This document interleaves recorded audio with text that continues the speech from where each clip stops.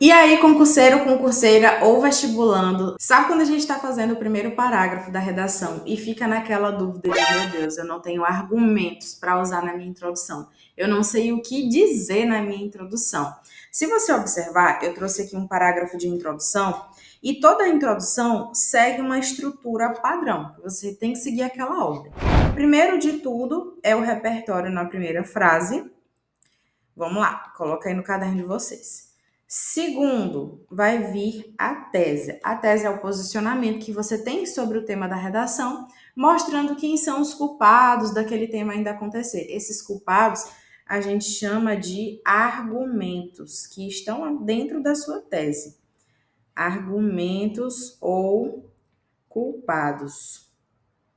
Eu sempre acho mais fácil fazer o argumento 1 e 2 em formato de jogar a culpa em culpados do que você fazer ponto positivo, ponto negativo, porque isso dificulta um pouquinho mais na escrita do desenvolvimento.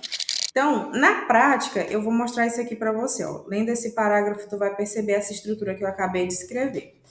A Constituição Federal foi promulgada em 1988 com a promessa de assegurar os direitos de todos os brasileiros. Então veja que eu já fiz essa primeira parte da minha introdução, que é o repertório.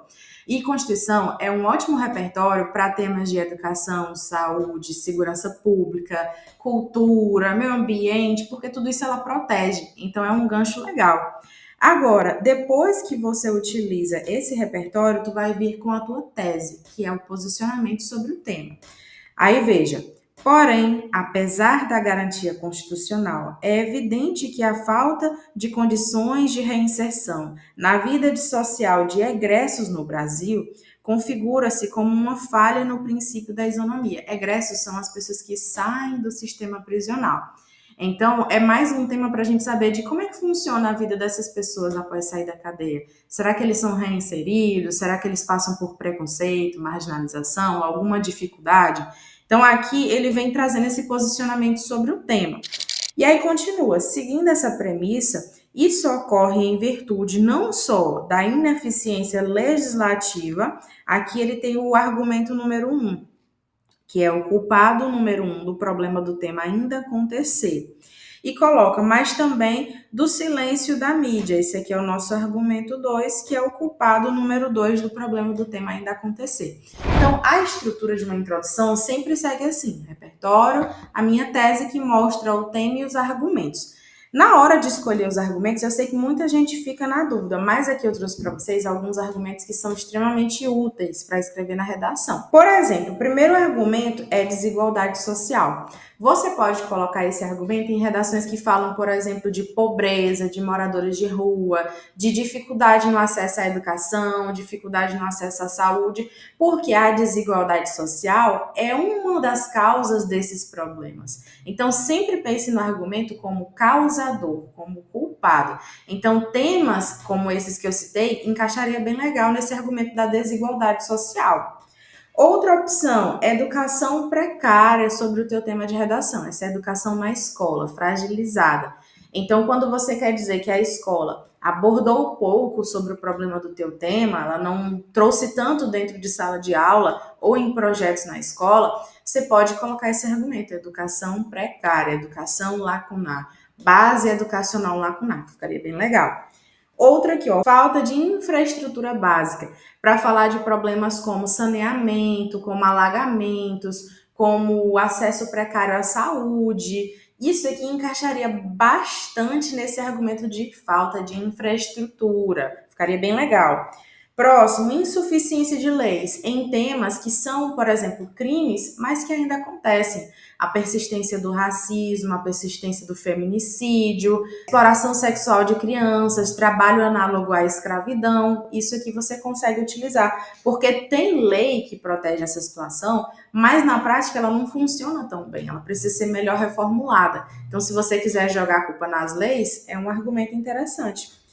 Pronto, ó, letargia de mudanças comportamentais, ou seja, a despreocupação social, a apatia da sociedade em relação ao problema do tema. Se você quiser trazer na sua redação que o problema está na sociedade, é esse o argumento que você vai colocar. Eu, particularmente, não uso muito esse argumento. Eu vejo que tem outras coisas a mais intensas, mais profundas para a gente culpar na redação, então eu não costumo muito colocar sociedade.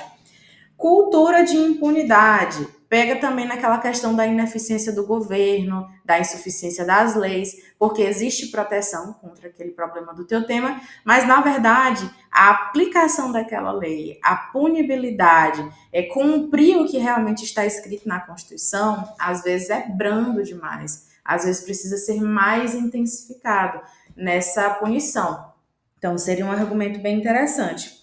Silenciamento da mídia é outro argumento que eu gosto bastante quando eu quero falar que a televisão ou a internet noticia pouco a respeito do problema do meu tema, que a mídia não informa de modo devido. E aí, nesse caso, esse argumento ficaria perfeito. Inclusive, é um argumento que serve demais nas redações.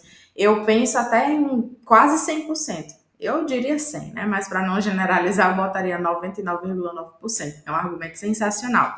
Principalmente aqui, ó, educação precária, silenciamento da mídia, insuficiência de leis. Esses três aqui são argumentos sensacionais para colocar na redação. Mas sempre olhe para a frase do seu tema e pense, por culpa de quem esse problema ainda acontece? Eu vou jogar ali no governo, na mídia, na educação precária? Sempre pense assim, por culpa de quem? E coloque argumento 1, argumento 2 na tua introdução, que é aqui, ó, no momento final do parágrafo, é onde realmente encaixa. Não, se você colocar 2 argumentos, são 2 desenvolvimentos. Se você colocar 3 argumentos, são 3 desenvolvimentos. Então, tenha cuidado com a quantidade. Eu geralmente faço 2 argumentos porque redação de 30 linhas é o que encaixa, 2 parágrafos de desenvolvimento. Belezinha? Gostou desse vídeo? Não esquece de deixar o like e colocar aqui nos comentários o que você quer aprender mais sobre redação para que eu possa trazer nos próximos vídeos.